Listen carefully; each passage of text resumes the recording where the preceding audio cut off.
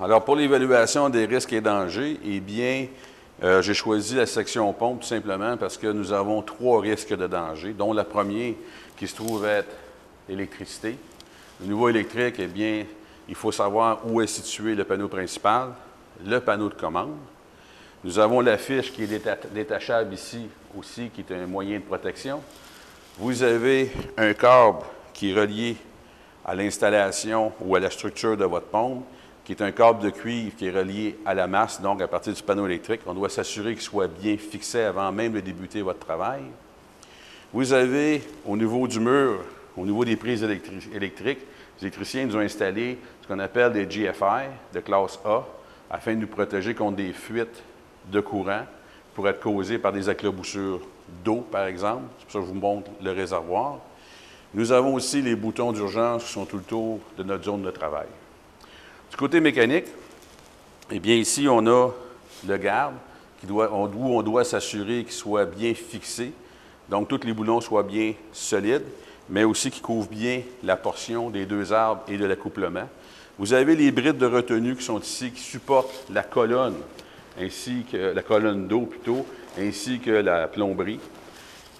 Si vous avez à travailler sur le colimaçon, donc à le retirer, il faudra prévoir une structure afin de pouvoir le soutenir. Ça, c'est un point important.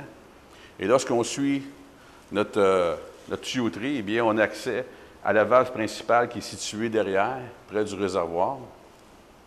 Nous avons un réservoir d'eau avec une grande quantité d'eau. Alors, on a besoin de ce qu'on appelle un bassin de rétention. Alors, s'il arrive un bris au niveau de notre plomberie, eh bien, l'eau s'écoulerait dans ce bassin de rétention. Avant même de débuter votre tâche de travail, vous devez aller vérifier dans le coin à droite le drain s'il n'est pas obstrué. Vous travaillez sur une portion d'un plancher surélevé de 6 pouces, mais on pourrait très bien aussi travailler dans une usine sur une portion de 20 pieds avec du monde qui passe. Alors, évidemment, les procédures de travail sont les mêmes. Alors, afin d'éviter de laisser tomber des pièces à travers le grillage, on recommande de travailler sur un carton. Donc, couvrir le grillage par un carton. Au niveau de notre planification, il peut arriver à l'occasion un accident ou qu'un boulon tombe. Eh bien, je vous recommande d'avoir une tige télescopique avec un aimant de façon à les récupérer. On ne laisse rien dans le bassin de rétention. Alors, au niveau hydraulique, c'est les précautions qu'il faut prendre pour le moment. Le dernier point, eh bien, c'est l'évaluation de votre corridor de dégagement. Évidemment, si on me regarde à ma droite, j'ai un mur. Alors, le corridor de dégagement serait assez difficile pour moi de me dégager rapidement face à un mur. Alors, il serait plutôt à ma gauche. Après avoir fait votre évaluation de votre corridor de dégagement, c'est de votre responsabilité ainsi que celle de vos confrères de garder cet endroit propre et dégagé en tout temps. Au même titre que pour accéder à votre valve principale, à votre panneau principal, ainsi qu'au panneau de commande.